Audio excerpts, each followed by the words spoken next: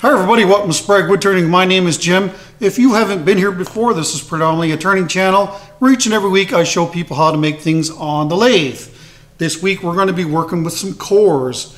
These are two. I've got another one sitting right over there on the bench, and these of course come from previous projects that I've made here on the channel. And what I'm going to do is finish out 3 of these today, and I'm going to demonstrate to you why you should have a coring rig. First thing we're going to do though is we got to get a flat spot on the bottom of these so we can get a glue block on the bottom. So 2 of these have already got a tenon that we're going to be able to use. Probably going to have to use a cold jaws to get this one on there. So let's do that. So getting right into this, as you guys watch me clean off the bottom of this and get the glue blocks installed. Coring system. Absolutely highly recommend getting a coring system. And as you well know, if you've been around for a while, I'm a fan of one-way products. So I have the one-way coring system. The only exception to that is I've got the Core Pro cutter. It's the cutters that come on the one-way system. I absolutely hate sharpening them. And once I was introduced to the Core Pro cutter, I was like, yeah, this is so much easier. I love one-way products, but I just really don't like the cutter that they make. But the Core Pro cutter replaces that, and I do recommend getting one, that's for sure. So the system, you know, $1,200 Canadian is basically what it would take to buy a system that I have, and with the Core Pro cutter, thereabouts. And you know, I really wish that I had got my coring rig a lot sooner than I did. Look, finances, I get it, you know, these systems can be quite expensive, and of course this hobby in general is a very expensive hobby. It's a very rewarding hobby, but it's also very expensive. So, you know, the first time that you actually rough out a bunch of bowl blanks and you see that return, you know, if you say, I would do hundreds at a time, but when I was in full production, but of course we'll just use, say, 10. So if you've got 10 bowl blanks that you're going to work on, you know, in reality, you should have a minimum of 30 bowls out of those 10 bowl blanks. So, you know, right there, that pays you back more than what you paid for the rig the first time you use it. So to me, it just really doesn't make any sense to see these shavings go to the floor, especially when you're working on resin pieces like I've got on the lathe right now. The cost of resin, it just really doesn't make any sense for this stuff to be turned into shavings. Now that we've got all of our waste blocks installed, I've moved outboard, and you'll see that I'm using a gouge there. Yes, I haven't forgotten to use the gouge. A lot of people think that I'm nothing but a Hercules fan, and I am a fan of Hercules, but you know, I am still a firm believer that if you're going to be a wood turner and you're going to make bowls, you need to master the bowl gouge.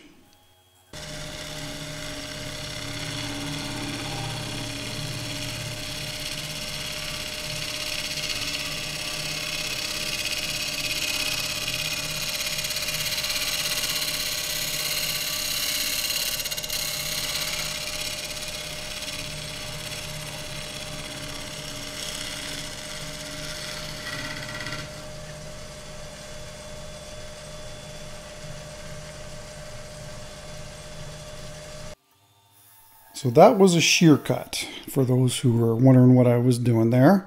And those fine little shavings, that's exactly what you're looking for. And typically shear cuts like that are done, you know, that's basically your cleanup cut before moving on to other parts of the bowl. This one was the Easter grass bowl that we did here a while back. Very colorful. Definitely want to do some more stuff like that. Lots of it to do stuff with, so we will see more of this in the future. One of the things that I thought would be really cool about this video, so I'm going to be doing 3 cores, and one's going to be a ring bowl, one's going to be a small box or a small little lidded dish, if you will, and then one's just going to be a straight bowl. So that kind of shows you what you can do with these cores. they could have all been bowls, and you know, there may be some people think that maybe that's what I should have done with these, but you know, we haven't done a ring bowl, so I figured that I would do that, and I just thought it would be interesting to turn these 3 cores into 3 different turnings, just change things up a little bit. I should also mention that I am using the number 3 Hercules from Hunter Tool Systems. And of course, that's where the Corporal cutter comes from as well for the new people to my channel. Absolutely love this tool as far as dealing with resin is concerned. But you know, it's like I said earlier, I'm still a firm believer in the bowl gouge. And you know, if this was just a straight piece of wood, I would be using the gouge. I mean, this is what I've learned on. And I think that it is important that, you know, if you're going to be a wood turner, you should know how to use the gouge and not just straight carbide tools. But and that really depends on, you know, the carbide tool that you're working with and the species of wood that you're working with. The gouge may be more friendlier to use. And this is why I bring this up. When it comes to turning resin and hard burl like this, yes, the cupped cutter on the Hercules is a fantastic thing. But of course, the only negative with that is you have to replace the cutters. When it comes to a bowl gouge, like I said, if I'm just working with straight wood, the bowl gouge is my preferred method of turning. But keep in mind, the more you sharpen that gouge, the shorter it gets, and then eventually you'll have to replace that as well. In a typical year when I was in full production, I would eat up 2 gouges a year because I like my gouges sharp.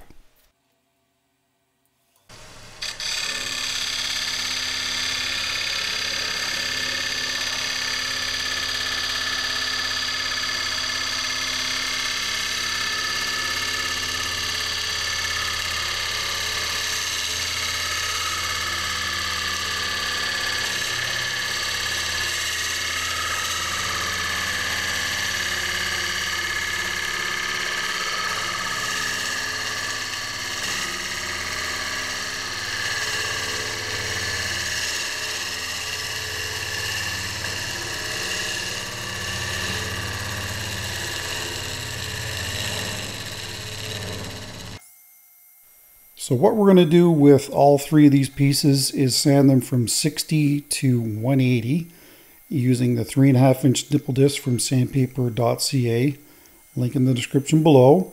And we're going to do an epoxy coat on all 3 of these. Again, I really see the value in doing this now, and it will just help you fill in all those little voids that are associated, especially when you're working with a burl. It's not so much an issue when you're working with normal pieces of wood, but it's pretty rare that you're going to find a burl that's solid throughout it and doesn't have bark inclusions or voids, period. So that's what we're going to do with all 3 of these, and then of course we'll be able to finish them up with the water locks like I like to do. So, you know, if there's a variety of cuts happening here, push cuts, pull cuts, shear cuts. I debated on even maybe in the center of this video doing like an ASMR section. Kind of like to hear your thoughts on that, to see if anybody would like to see that.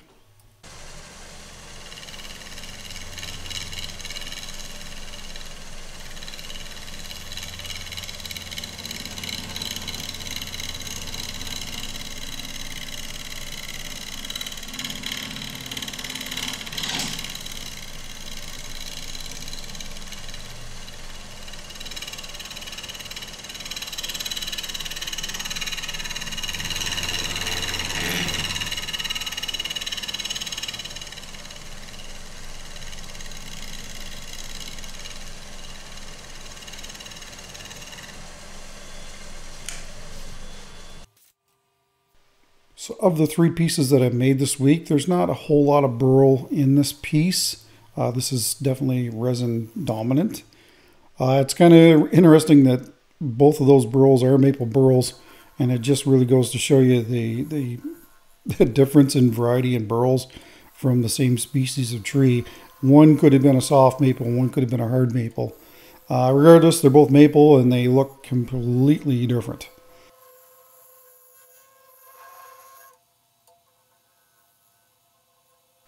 So I asked you guys last week if you wanted to keep hearing about the house updates, and it seemed to be an overwhelming yes. So here's your weekly update.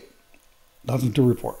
It's we haven't had any showings. The market is just absolutely flat right now, and there's just really not much happening, and there's certainly not a lot of movement in the price range that our house is in. So that's certainly, we're hoping that that's going to pick up here soon. One of the problems, the Canadian military, the policy on moving from base to base, so in reality, if you own a house at a military base, then, on the economy, the person that's going to buy your house is probably posted into, say, Petawawa, where we live, and vice versa. So the policy that's in place right now is that you can't go on your house hunting trip until you sell your house. But in reality, the person that's going to buy your house is somebody that's posted in that's in the military. So government red tape. Anyway, we all know how that is. Hopefully someday they're going to change that policy, because it wasn't like that before.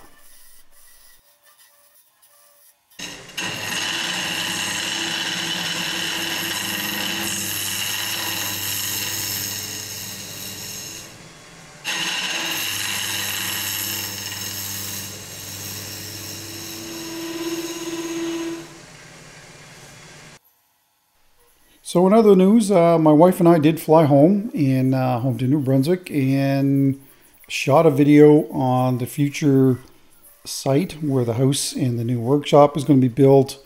And we also walked the property and showed, a few of the mature trees and lots of wildlife footprints in the mud. There's no shortage of bears and other wildlife in New Brunswick that I'm sure that at one point we'll see on the channel here. But anyway, we shot that video. I've uploaded it for the membership, and I will probably activate it for the channel proper in a week or so. Just trying to give the members some extra content earlier than everybody else. After all, they are paying to be members of my channel, and I really do appreciate them. And along with those other people that have donated money, super stickers, super chats, super thanks, I really do appreciate it as well.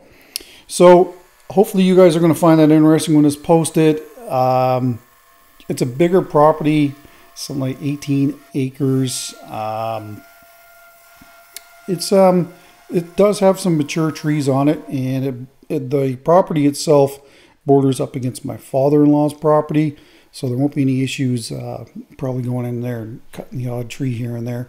So I will be select cutting trees there and, doing processing videos on the channel. I thought that maybe I'd get away from that, but I know that a lot of people actually really enjoy that content. So there'll be more of that coming in the future, and hopefully I'll be able to do some drone footage. I've got some pretty big plans for the new workshop and content moving forward. So we just got to get there. That's the only problem. We got to get there. But we keep thinking positively, and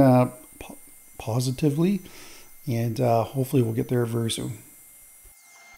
So again, this piece was sanded from 60 to 180 with the dimple discs. You're going to find when it comes to the box, the way that I've done this box or litter dish, whatever you want to call it, this is different from any time that you've ever seen me do this on the channel. So I thought that this might be interesting as well. So we're just going to trim up the outside of this, and essentially what I want to do with the top part of this is I'm going to finish this after making the knob and then sanding the top part of this. And then after that, I can't remember this video, but it's got the gold in it. I need to go back and look. I've shot so many videos now that I can't remember the vast majority of them. So I don't not remember the mother bowl that this came from, but it's neat. It looks like it's got some black with some gold in it. So anyway, here we are with the top of the box, and I'm just going to cut a small little knob that you can grab a hold of. And once that's done, I'm going to sand it up and then part it off. And that way you've got a finished top surface. And then of course, if you have a vacuum chuck like I have, then you'll be able to reverse this and finish the bottom so that it matches the base. So that's I thought that I would show this method this way. I've done this a handful of times. You do have to resize the outside of the lid, because of course when you part it off, it's going to be pushed down deeper into the bowl. So it's actually, the lid's considerably larger than the base is. So you have to trim that. But other than that, I think that this is actually a fairly decent method. The only kicker is you really have to have a way of holding this. And I know that a lot of people don't have that method. So, but if you've got a vacuum chuck, this is certainly a way to do that. So that's the Phoenix. That way we can get up underneath of the little knob here and give us a little relief area that your fingers will be able to kind of sink into, so you can pull the lid off this. I didn't want this a friction fit lid. That's not at all what I'm going for. Even if you did have a friction fit lid, after that, you're still going to have to trim this down somehow so that it fits nice and, you know, you need to give these lids a little bit of slack, because, you know, even though this wood is cut and dried, if it's not completely sealed, and I'm talking about being encased in epoxy, it's going to move a little bit with the seasons. So if you have a fairly tight fitting lid, in the future, if there's any amount of movement, then it could get stuck onto the base. So this is another reason to relieve those lids a little bit, and that way you don't come up against that in the future.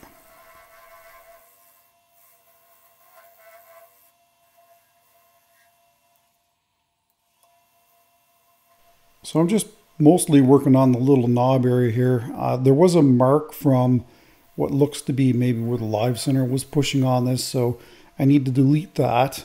And, you know, I'm trying to leave this piece as large as possible, because the larger the turning, the more valuable it is. So that's not always the case, but, you know, typically a 12-inch bowl will always sell for more money than, say, a 10-inch bowl, unless that 10-inch bowl has, you know, lots of character in it, like, say, a burl or something like that. Anyway, eventually we get it. So again, the lid here was sanded from 60 to 180. And once that's done, we'll be able to part this off.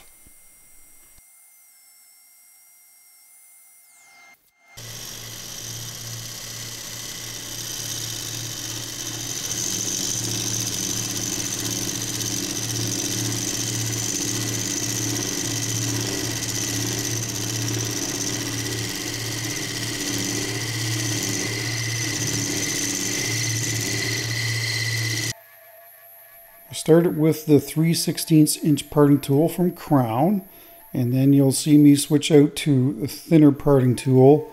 The only problem I've got with these thin parting tools, I do find them to be quite grabby, and I've actually had one ripped out of my hands once, but that's a whole other story. And I decided to use a metal blade on here. I'm finding when I'm using the Sawzall to cut off these lids or cut pieces in half, that if you use the wood blade that's got the aggressive teeth on it, it really is too aggressive, and it tends to wander, and then you dig into places that you don't want to dig into. So that's why I decided to switch out to the metal blade, and I actually really like this method and recommend doing this as well. We'll get it here eventually. Just takes a little bit of time, a little bit longer, that's all.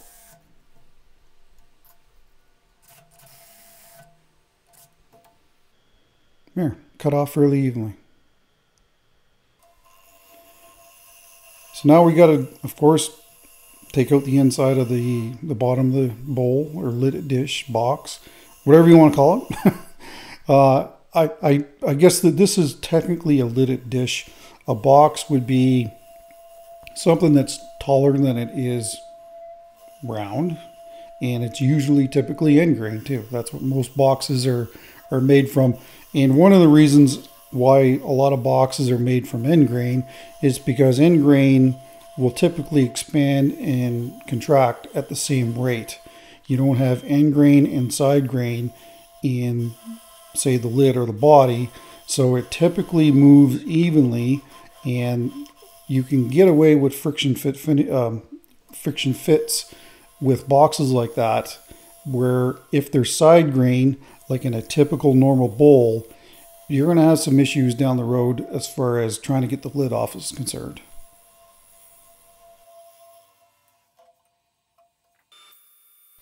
So this is still a fairly hefty turning. Again, if you've been around, you'll know that I like turnings with mass. I could have made this a little thinner. Keep in mind that you've got to cut a little recess in here for the lid to fit. Just seeing how things are looking. And you know, once I've got this this lid on the vacuum chuck, you'll definitely see the difference in size. So here I'm just cutting the little mortise where the lid's going to sit. And now we're going to move on to the lid. So I've got the top of the lid onto the vacuum chuck, just trying to take off as little material as I can underneath here. Mostly because I just don't want to cut a deeper tenon to fit into that mortise. That's one thing, because the more you do that, then of course the thinner and thinner that lid gets, and I kind of want to keep the lid the same thickness as the body. So anyway, once that was done, of course we're going to sand this up and start fitting the lid to the base.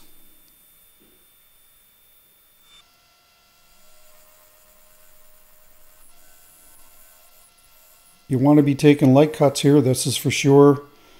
This was on here pretty well. I didn't think that it was going to go anywhere.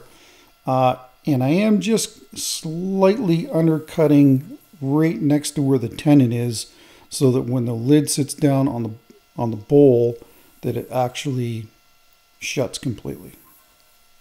Another consideration to think about when you're making these.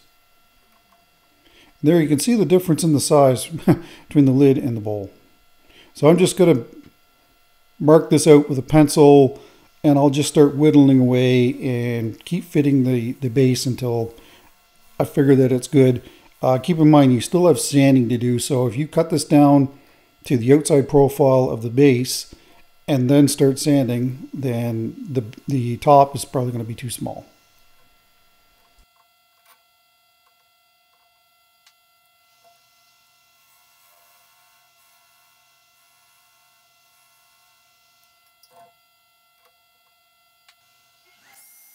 So I figured that I've trimmed away enough, and again, that was sanded to 180 as well. It just was important to take away that sharp edge on the very top. The great thing about maple burl is it really holds the detail well, so you can break those edges and it still looks really nice.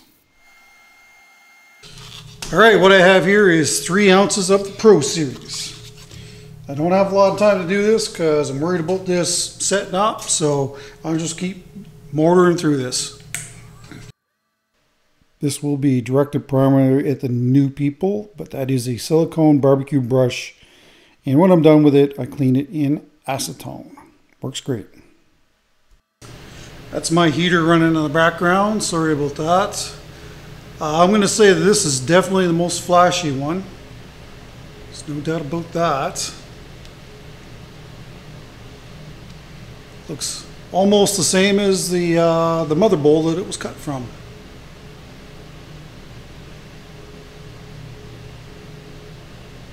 Beautiful burl, Easter grass, whatever you want to call this plastic paper.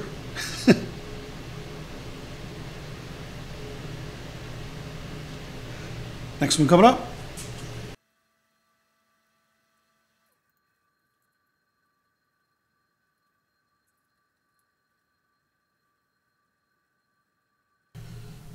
And there's the next one. Not a lot of burl in this, mostly resin, epoxy if you will.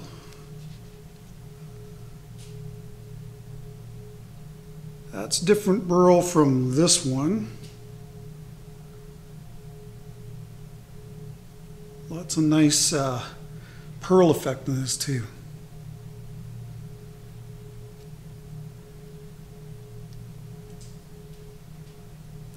All right, let's do the box bottom.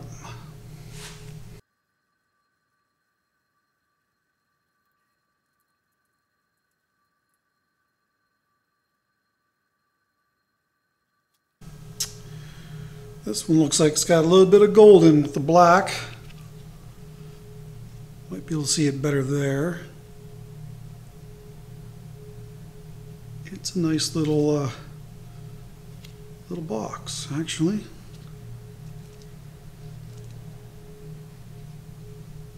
Trying to keep it basically out of this groove here so I don't have to do too much sanding. I think I'll just take a rag here and wipe that.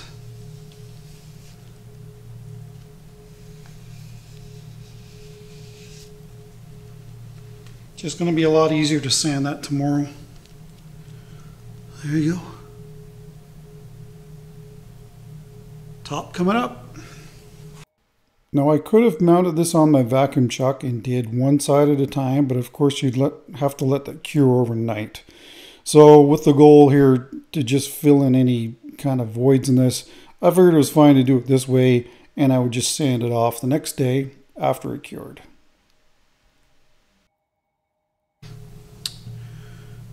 There's the underside. Definitely tell there was two types of burl in that casting. This will lay out flat once all I'm going to do is set this upside down on a container. I'm going to flip a container upside down so it sits on it. But it will lay out flatter than what it is, that's for sure. Because she's pretty lumpy right now. There's the top. Tomorrow we'll sand these up and get our first coat of Waterlux on them. See you then. Okay, so it is the next day, and all I'm going to do is sand these pieces from 180 to 800 and then buff them like I usually do. And then I'll bring you back when we do the coat of finish on it. I'm not going to make you watch that. So, right back.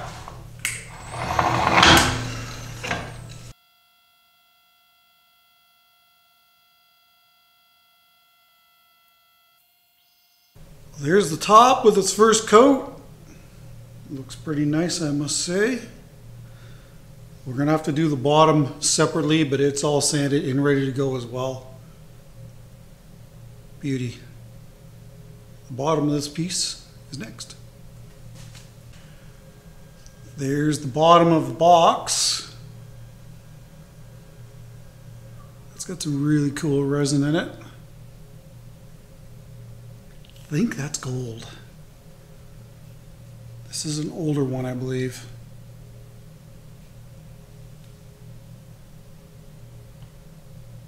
Next one coming up. This one certainly has, I think, the most pearl effect in it of the three. Pretty awesome little bowl, actually.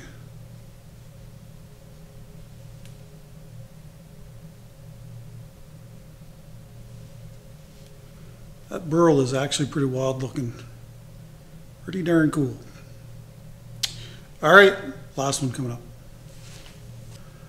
And this one is certainly the most busiest of them all, that's for sure. There's our little ring holder. Packed full of color. Pretty wild looking stuff, actually. Pillow burl.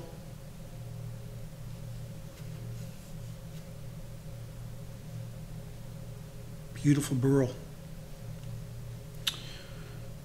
All right, all I'm going to do is buff these, clean it with the denatured alcohol, and put the next coat of finish on tomorrow. And we'll see you when we're doing the bottom. Let me know in the comments what you think.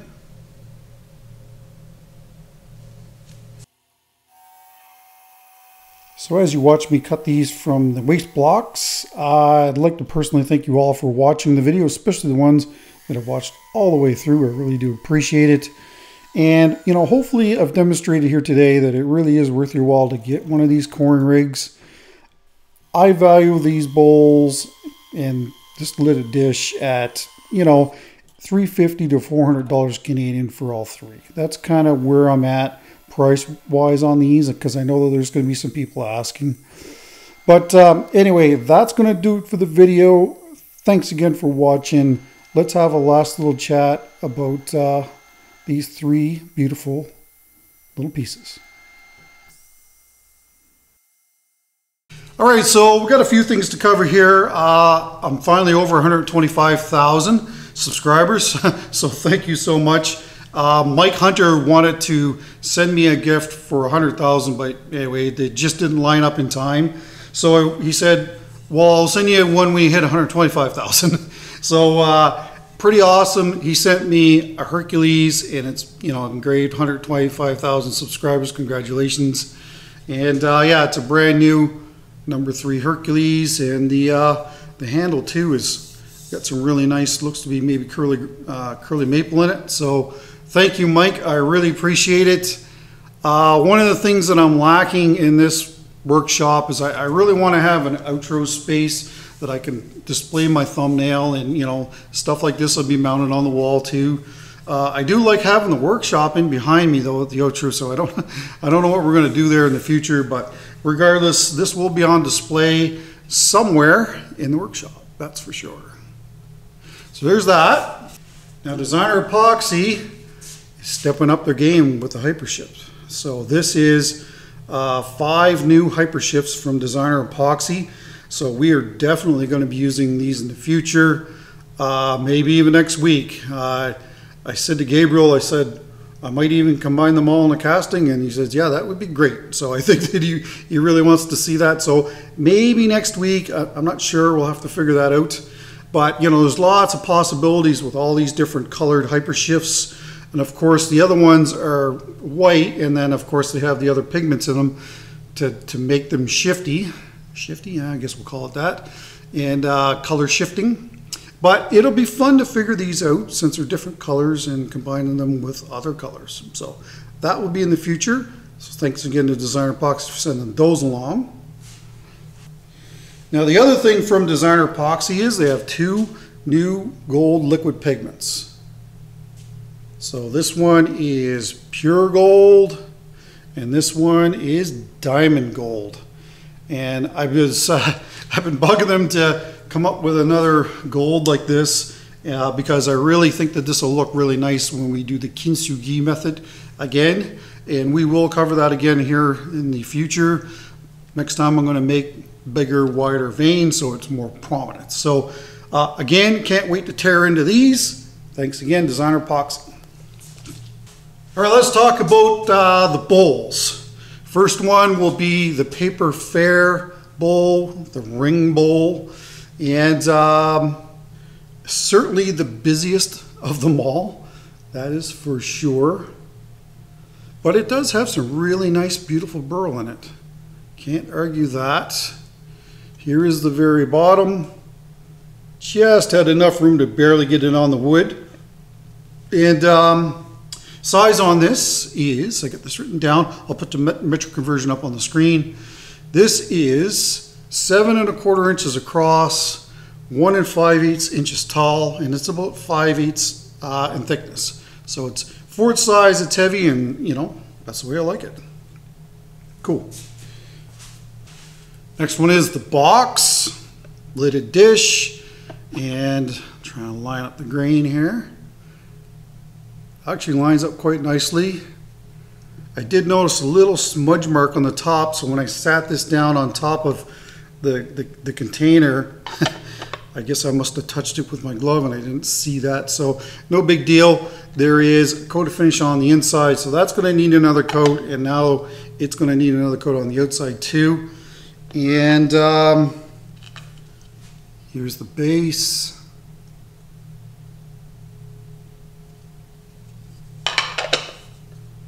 Or I should say the inside. And there's the details on the bottom. Get that line up. Size on this is 6 1/4 across, 1 5/8 tall, and it's about a 1/2 inch in thickness. The lid, the top of it is dished slightly. Not a lot of room inside of this. Just a little keepsake box, conversation piece. Have it out so that people can see it and go, oh, what's that? And you can tell them that I made it. Anyway, this one will be for sale. And so will the paper fair box or bowl. That will be for sale as well. This one is sold. And of the three, this one has the most pearl in them. Strange burl on the bottom. But it's also got 3 little burl island chains right there as well. So that's kind of cool. And there is the details on the bottom. And this one is sold, but it is 6 1/2 inches across, 2 1/2 inches tall, and it's about a 1/2 inch in thickness. So I'll give you some prices. The 2 bowls, I value them at $100 Canadian each. That might be underestimating their value. And the box is $150. Lidded dish is $150 Canadian, just because of the work involved with it. So like I said, the green one is gone. The other 2 are available. So if you're interested, send me an email to spraguewoodturning@gmail.com. And first come, first serve. And anyway, I'll get them mailed out when the bottoms are done. I should mention that there are 2 coats of finish on those pieces, and they really don't need any more than that, except for on the top of that, the lidded dish where I got to fix that now. So I don't know exactly what it's going to be next week. The trip kind of really interfered with getting this done this week, so I'm kind of behind, but definitely maybe we'll do some hyper shift of some sort, because we haven't done that in a while. All right, well, that's it. Take care, stay safe. Don't forget the bell. Please share my videos with your friends. That is the largest way for me to build my presence on YouTube. I would really appreciate it. Thanks again to the members, and hopefully we'll see you next week. Have a great weekend.